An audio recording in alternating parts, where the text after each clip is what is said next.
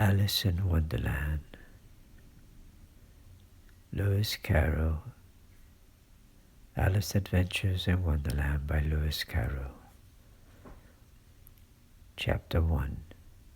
Down the Rabbit Hole. Alice was beginning to get very tired of sitting by her sister on the bank and of having nothing to do. Once or twice, she had peeped into the book her sister was reading, but it had no pictures or conversations in it. And what is the use of a book, thought Alice, without pictures or conversations? So she was considering in her own mind, as well as she could, for the hot day made her feel very sleepy and stupid, whether the pleasure of making a daisy chain would be worth the trouble of getting up and picking the daisies, when suddenly a white rabbit with pink eyes ran close by her. There was nothing so very remarkable in that, nor did Alice think it so very much out of the way to hear the rabbit say to itself, oh dear, I shall be late." When she thought it over afterwards, it occurred to her that she ought to have wondered at this, but at the time it all seemed quite natural. But when the rabbit actually took a watch out of its waistcoat pocket and looked at it and then hurried on, Alice started to her feet, for it flashed across her mind that she had never before seen a rabbit with either a waistcoat pocket or a watch to take out of it. And burning with curiosity, she ran across the field after it, and fortunately was just in time to see it pop down a large rabbit hole under the hedge. In another moment, down went Alice after it, never once considering how in the world she was to get out again.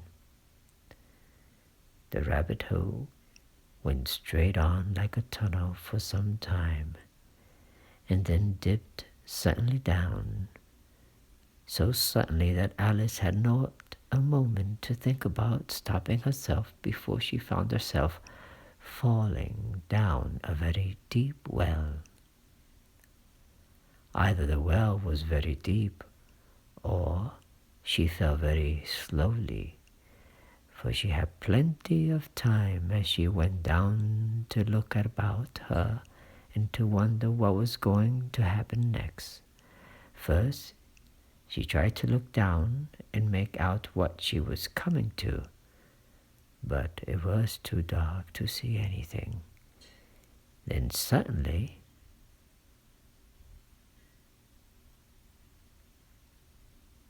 she looked at the sides of the well and noticed that they were filled with cupboards and bookshelves. Here and there she saw maps and pictures hung upon pegs. She took down a jar from one of the shelves as she passed.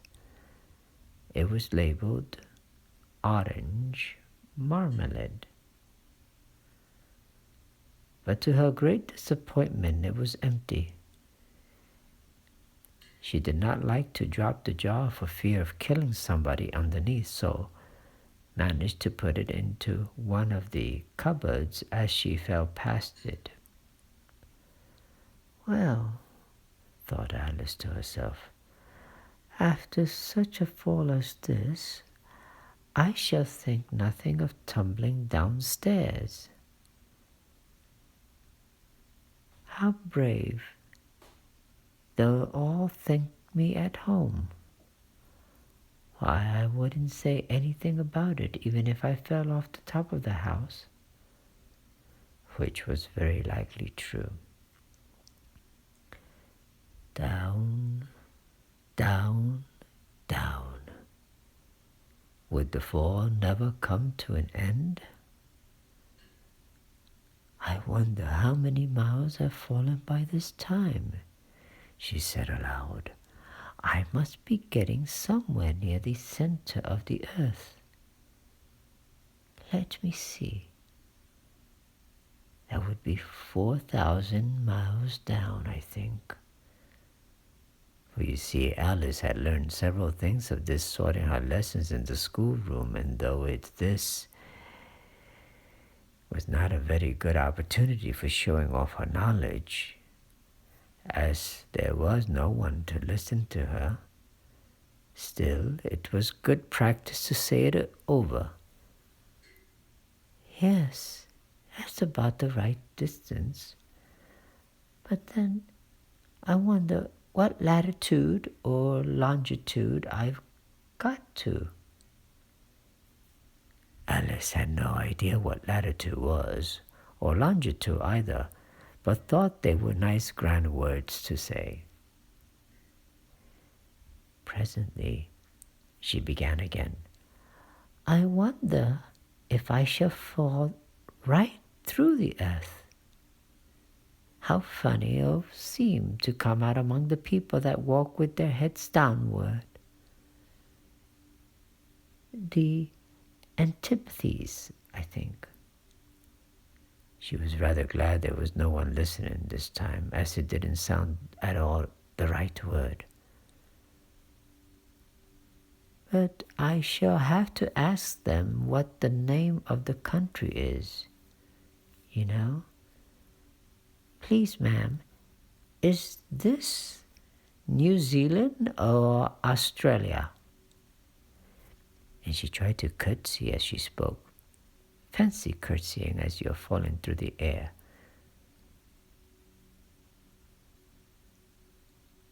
Do you think you can manage it? And what an ignorant little girl she'll think me for asking. No, it'll never do to ask. Perhaps I shall see it written up somewhere. Down, down, down. There was nothing else to do, so Alice soon began talking again. Dinah'll miss me very much tonight, I shall think. Dinah was the cat. I hope they'll remember her saucer of milk at tea time. Dinah, my dear, I wish you were down here with me. There are no mice in the air, I'm afraid, but you might catch a bat, and that's very like a mouse, you know. But do cats eat bats? I wonder. And here Alice began to get rather sleepy, and went on saying to herself in a dreamy sort of way, do cats eat bats? Cats eat bats. And sometimes, do bats eat cats? For you see, as she couldn't answer either question, it didn't much matter which way she put it. She felt that she was dozing off and had just begun to dream that she was walking hand in hand with Dinah, and saying to her very earnestly, now, Dinah, tell me the truth. Did you ever eat a bat?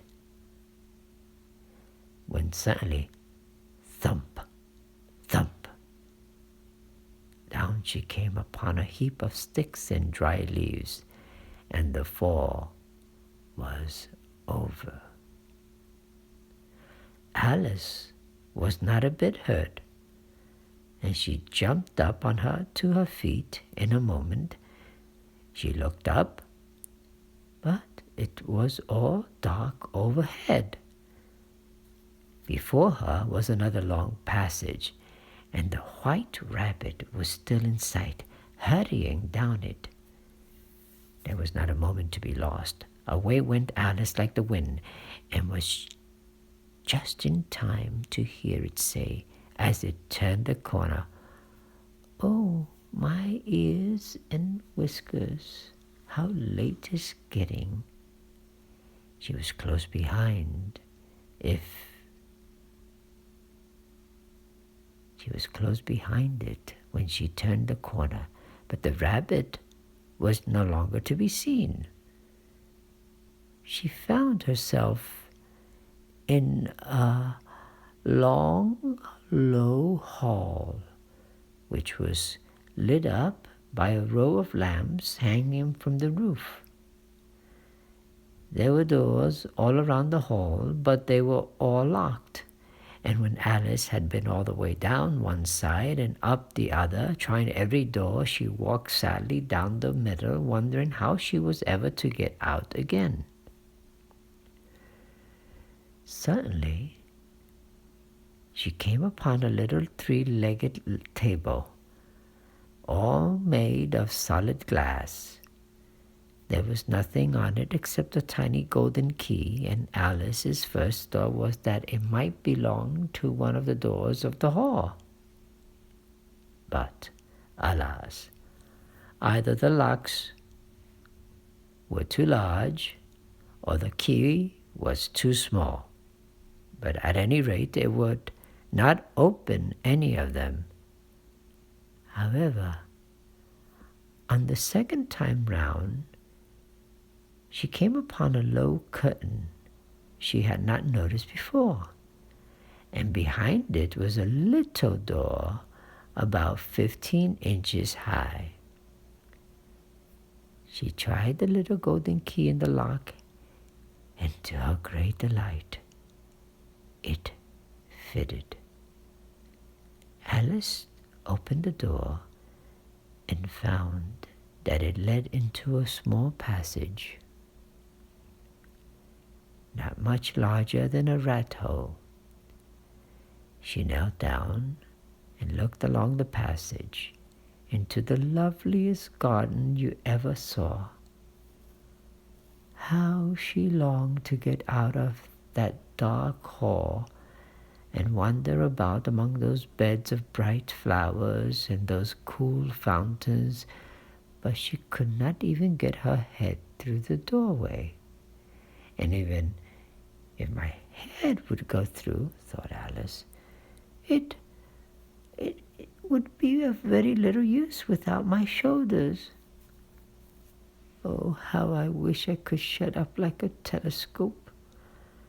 I think I could if I only knew how to begin. For you see, so many of the way things had happened lately that Alice had begun to think that very few things indeed were really impossible. There seemed to be no use in waiting by the little door, so she went back to the table, half hoping she might find another key on it, or at any rate, a book of rules for shutting people up like telescopes. This time she found a little bottle on it, which certainly was not here before, said Alice, and round the neck of the bottle was a paper label with the words,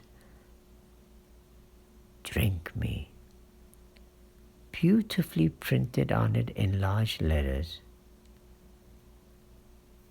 It was all very well to say, "Drink me," but the wise little Alice was not going to do that in a hurry.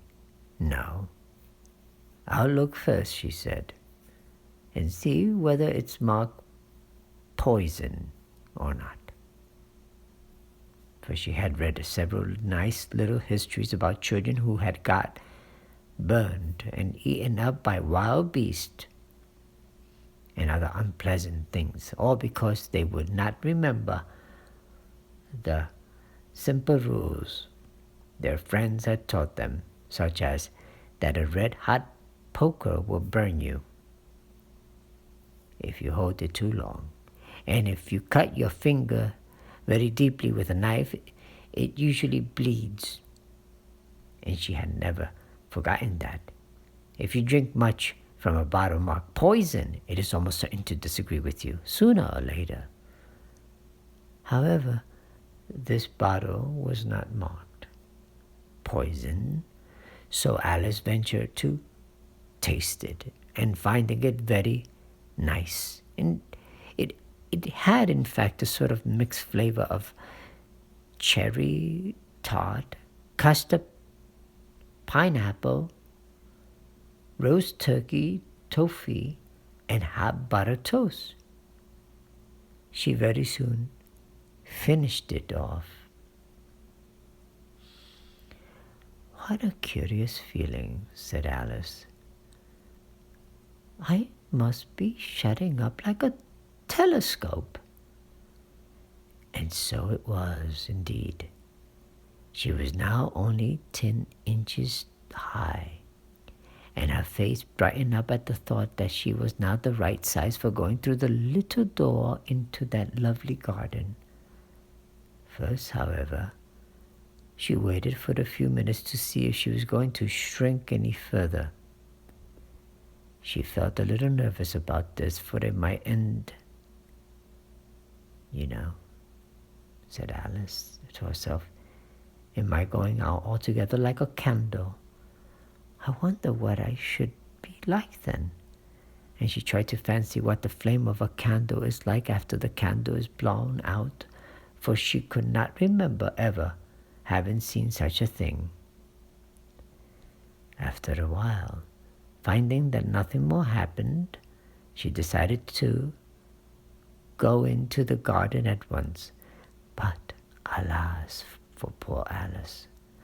When she got to the door, she found she had forgotten the little golden key.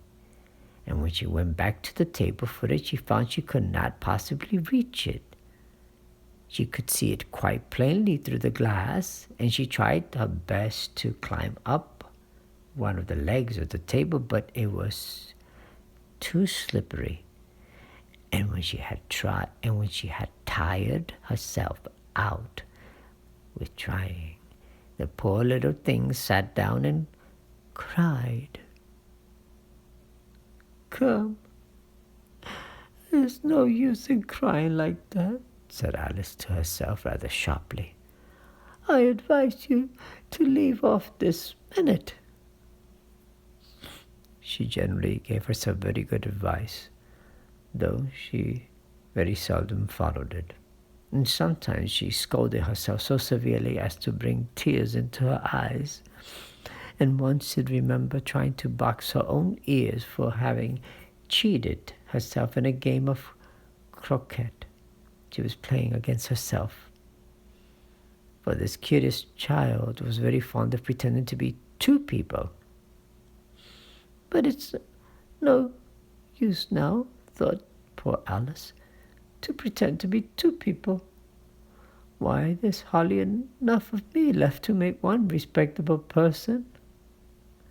Soon her eye fell on a little glass box that was lying under the table. She opened it and found in it a very small cake, on which the words "Eat me" were beautifully marked in currants. "Well, I'll eat it," said Alice. "And if it makes me grow larger, I can reach the key. And if it makes me grow smaller, I can creep under the door. So either way, I'll get into the garden, and I don't care what happens." She ate a little bit and said anxiously to herself, "Which way, which way?" holding her hand on the top of her head to feel which way it was growing. And she was quite surprised to find that she remained the same size. To be sure, this generally happens when one eats cake. But Alice had got so much into the way of expecting nothing but out-of-the-way things to happen that it seemed quite dull and stupid for her to go on in the common way. So she set to work, and very soon finished off the cake. End of chapter 1. Thank you for listening. Make sure to subscribe, hit the like button, and leave your comments. Have a nice day. Thank you.